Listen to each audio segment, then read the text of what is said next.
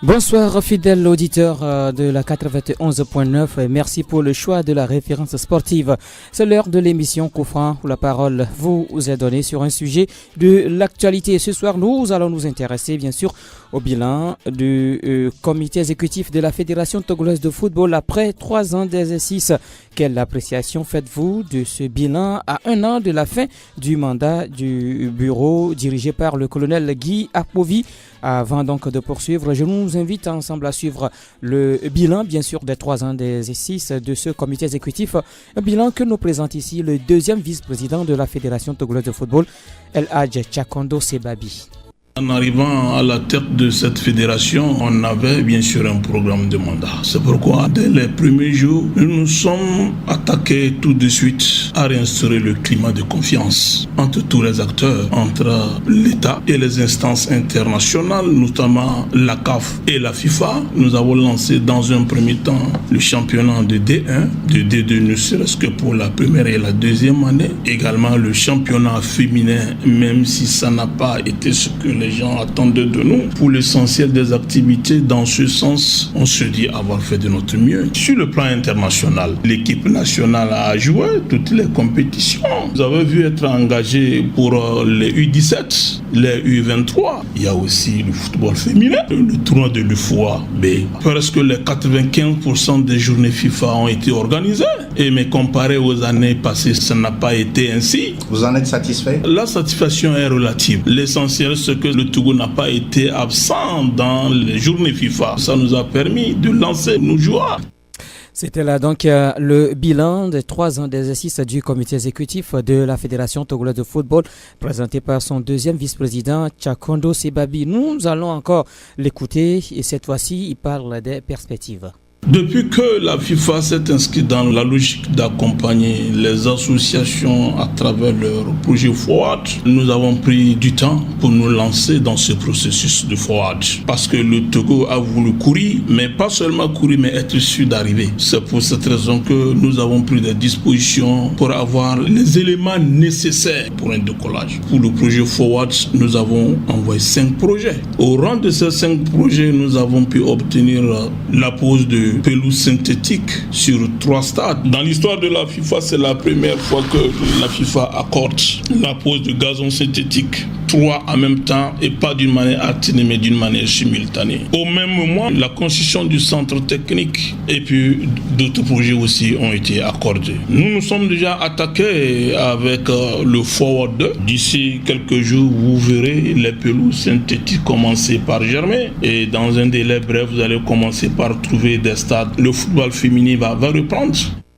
Voilà donc les perspectives du comité exécutif de la Fédération togolaise de football pour sa dernière année bien sûr de mandat. Voilà donc le sujet de ce nouveau numéro de l'émission Coup franc. Les numéros sur lesquels vous allez nous joindre dans cette émission, le 92 03 60 31, 92 03 60 31, 97 24 26 26, 97 24 26 26. Coup franc de ce soir est mise en onde par Théo Javon. La vidéo est réalisée par Eloma Devon et devant ce micro, moi je suis Grégoire Attignon. Mesdames et messieurs, à vous téléphone. Et nous avons notre tout premier auditeur de la soirée en ligne. Allô? Bonsoir mon frère Grégoire. Algor. Oui. Comment tu vas? Ça va, merci de ton côté. On rend grâce à Dieu. D'accord. Et surtout beaucoup de courage mon frère. Merci. Oui. On continue à parler des violences sur le terrain. Oui, on va parler également de bilan. Si on ne le fait pas, ça, vous comprenez que on sera. Vous savez que la fédération tient son congrès annuel samedi. Oui. Donc sans doute que le bilan fera on fera également le bilan à ce congrès-là, mais nous voulons véritablement parler donc de ce que le deuxième vice-président dit. C'est pour cela qu'on parle donc de ce sujet. On attend la décision, la décision concernant donc les sanctions. Après tout, on parlera donc encore de ces cas de violence. D'accord. Mais bon, moi je veux juste passer un pas et par rapport à la session de bilan. C'est juste pour dire que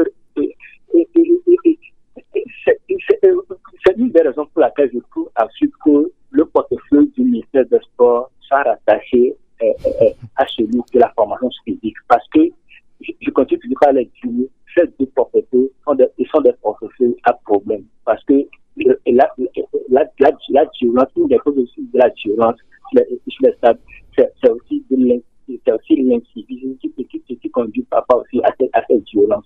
Donc, vraiment, ce ministère a du pain sur la face. C'est juste comme on peut, et que je passe là-dessus. Pour revenir au sujet du jour. Quand on parle de Dunant, on doit forcément parler du passif et de l'actif. Et ce qu'il y a comme bien, et ce qu'il y a comme défaut. Pour ce que moi je peux qualifier de passif sur les 3 ans de gestion de cette fédération, moi particulièrement j'ai été déçu sur un point. Parce que la fédération attend vanter des choses sur la reprise de la partie du football à la base. Et moi j'avais quand même mis assez d'espace sur ces promesses, pensant que des choses concrètes allaient véritablement se faire dans ce domaine. Mais je suis quand même un peu déçu qu'après 3 ans, il n'y a véritablement rien qui soit fait dans ce domaine pour qu'on puisse avoir un début de résultat. Moi, je garde toujours en tête les tournois qu'on fait de par le passé, les tournois Western Union, les tournois Royal Scope et autres. J'avais pensé que cette fédération pouvait faire renaître ces genres de tournois, mais sous de toute domination, mais dommage après 3 ans de règne, rien ici dans ce sens. Et les résultats de la participation des catégories jeunes de notre sélection aux compétitions, nous avons vu ce que ça produit comme résultat. Une des déceptions aussi, c'est au niveau du football et du football féminin. Et dans ce domaine, carrément rien n'utile de la part de la part de cette fédération. Ce n'est que des initiatives privées. Il va falloir plus rapidement et la fédération puisse directement corriger le tir. On peut vouloir mettre à l'actif au passif de cette fédération sur les résultats que produit l'équipe nationale senior sous monsieur Leroy, mais moi je ne peux quand même pas leur appliquer cette responsabilité, parce que c'est une chose. La nomination de monsieur Leroy à la tête de la sélection nationale n'a pas été une décision, n'a pas été un choix de la CB. Donc je suppose que les résultats de ce monsieur ne doivent quand même pas être directement imputés à la fédération. Mais le seul point noir que je peux leur reprocher, c'est cette gabegie financière qui continue toujours d'avoir au niveau de la fédération, et surtout la disparition des 600 millions de nos francs CFA qu'on a du mal à retrouver jusqu'à ce jour, dont on n'a aucune trace, et jusqu'à ce jour, on n'entend aucune justification valable pour pouvoir mettre en confiance les populations que nous sommes. Ce sont quelques points noirs que je peux mettre et que je peux relever quant au trois ans de fonctionnement de cette fédération. Maintenant, sur l'aspect actif, je peux dire que malgré tout, cette fédération a réussi quand même à faire un certain nombre de choses, et pour ça, on peut quand même leur jeter des lauriers. Parce que après plus de 3 ans de crise interminable et l'échec d'un comité de normalisation,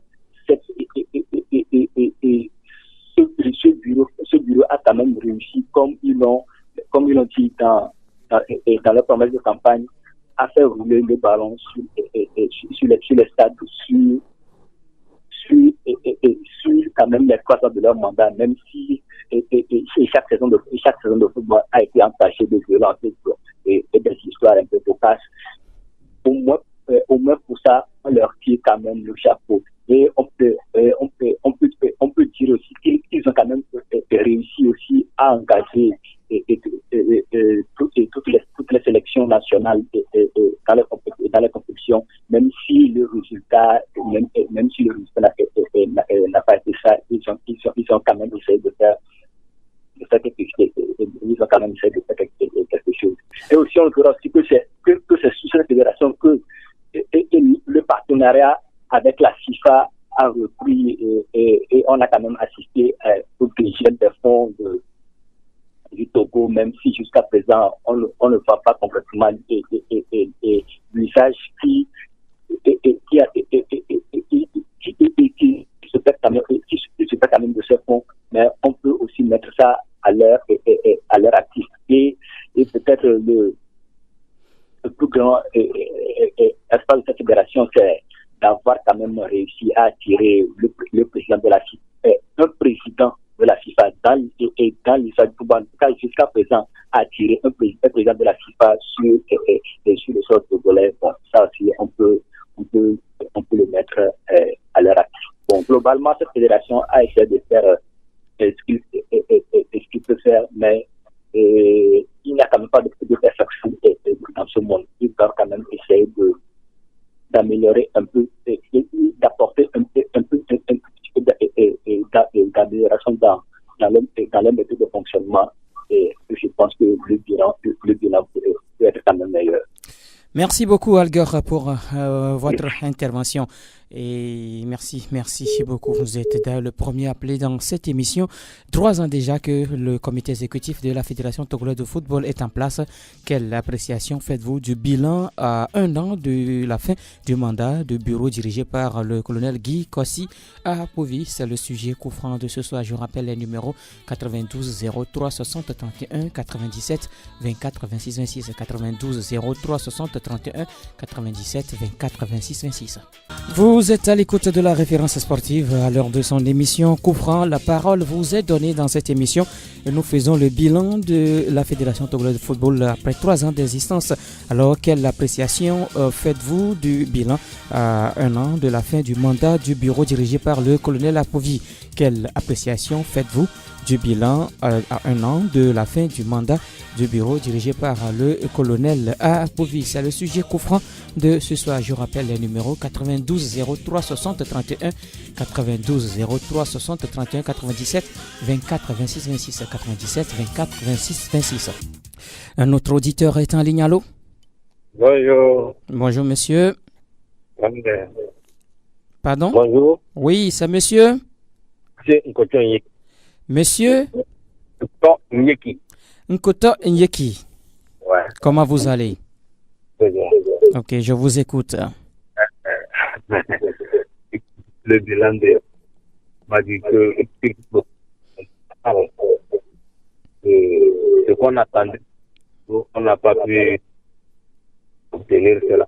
Le bureau aval du gouvernement. Si vous vous souvenez, la télé, le monde était sur ce groupe de quelque chose. Mais vraiment, c'est un peu difficile parce que ce bureau nous a joué des matchs.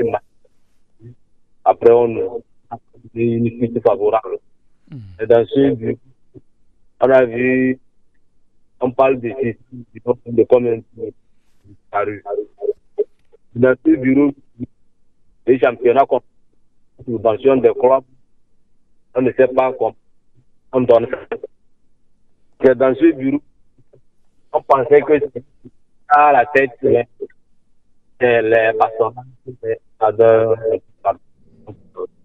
et vous voyez l'équipe nationale tout réunis et l'on veut donner encore 1 an, ils doivent se réfléchir. Je vous remercie. Merci plutôt à vous, Monsieur Nkoto Nyekiwe. Merci pour cette intervention, cette analyse faite sur le bilan des 3 ans d'existence de la fédération, du comité exécutif de la fédération togolaise de football, un comité dirigé bien sûr par le colonel Guy Kossi Apovi. La fédération qui sera d'ailleurs ce week-end, bien sûr samedi, en congrès annuel à Lomé. Nous voici arrivés à la fin donc de cette émission Coup Franc. Merci à tous ceux qui ont suivi cette émission. Merci à ceux qui ont également appelé. Merci à Théo Javon qui a assuré la mise en onde. La vidéo était une affaire de l'homme à devant, une émission que vous allez retrouver en différé, bien sûr sur le www.radiosportfmtg.com. Devant ce micro, moi je suis Grégoire Ratignon. On se retrouve la semaine prochaine dans un nouveau numéro de cette émission Coup Franc. Bye bye.